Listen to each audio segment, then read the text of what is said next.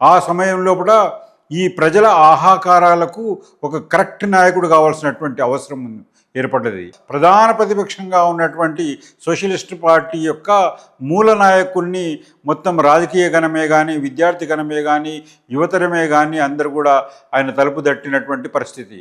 ఆ ఉన్నటువంటి పరిస్థితి లోపల దాదాపు రాజకీయాల నుంచి నిష్క్రమించినటువంటి ఆయన ఆ రోజున్నటువంటి పరిస్థితిని మదిలించుకొని వచ్చినటువంటి ఆహాకారాల మధ్య నాయకత్వ శూన్యత నుంచి ఏదైతే సరైనటువంటి సమస్యల నుంచి ప్రజలకు పూర్తి స్థాయి దిశానిర్దేశం చేయాల్సినటువంటి పరిస్థితుల పట్ల జయప్రకాష్ నారాయణను బీహార్లో కానీ అదేవిధంగా దేశంలో ఉన్నటువంటి రాజకీయ నాయకత్వాన్ని కూడా ఆయన నాయకత్వాన్ని ఆమోదించేటటువంటి దశల పట్ల భారతీయ జనసంఘ్ నుంచి అటల్ బిహారీ వాజ్పేయి కానీ అదేవిధంగా ఆనాడు ఉత్తరప్రదేశ్ లోపల కానీ ఉత్తర భారతంలో కానీ ప్రచండమైనటువంటి గుర్తింపు ఉన్నటువంటి చౌదరి చరణ్ సింగ్ కానీ అదేవిధంగా ఓల్డ్ కాంగ్రెస్ నాయకులందరూ కూడా ఏకాభిప్రాయంతో ఆమోదించినటువంటి నాయకత్వం శ్రీ జయప్రకాష్ నారాయణది. అది పూర్తిగా యూత్ మూమెంట్. అది ఎందుకంటే గుజరాత్ మూమెంటే కానీ బీహార్ మూమెంటే కానీ మొత్తము దేశంలో తరలిపోతున్నటువంటి వాతావరణం అంతా కూడా యూత్ మూమెంట్ వైపు టర్న్ అయిపోయింది. మొత్తము కాంగ్రెస్ పార్టీకి వ్యతిరేకంగా అదేవిధంగా శ్రీమతి ఇందిరాగాంధీ నిర్ణయాలకు వ్యతిరేకంగా అదేవిధంగా అవినీతికి వ్యతిరేకంగా మొత్తం యూత్ అనేటటువంటిది ఏకఛత్రాధిపత్యం వహిస్తున్నటువంటి శ్రీమతి ఇందిరాగాంధీ రూలింగ్ను తిరుగుబాటు వైపు పోతున్నటువంటి దశ.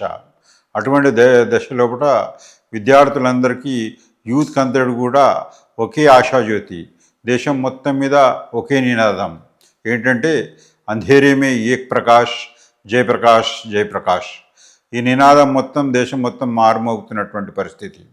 ఈ పరిస్థితి లోపల ఉద్యమ నాయకత్వానికి సిద్ధమైనటువంటి జయప్రకాష్ నారాయణ తన కర్తవ్యంగా సామధాన భేద దండోపాయాలనేటటువంటి ఏదైతే ప్రాక్టీస్గా తనకున్నటువంటి అనుభవంతో ముందు ఇష్యూను సామరస్యంగా డీల్ చేసేటటువంటి ఒక ప్రయత్నం చేయడంలో కూడా భాగంగా ఆయన ఆ రోజు శ్రీమతి ఇందిరాగాంధీతోటి డైరెక్ట్ చర్చలకు ముందుకెళ్ళినటువంటి పరిస్థితి అది.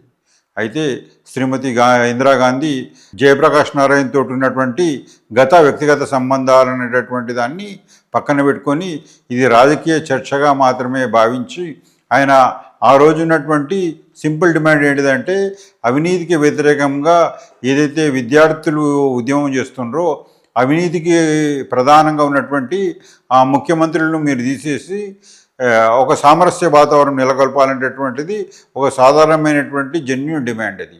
అయితే శ్రీమతి ఇందిరాగాంధీ ఏంటిదంటే ఇది ఆమెకున్నటువంటి మానసిక పరిస్థితి కారణంగా ఆ డిమాండ్ను ఆమె ఒప్పుకోవడానికి వీలు లేనటువంటి విధంగా ఆ చర్చలను కొనసాగించడం అనేటటువంటిది జరగడం ద్వారా మొట్టమొదటిసారిగా చర్చలు అనేటటువంటిది వైఫల్యం చెందింది.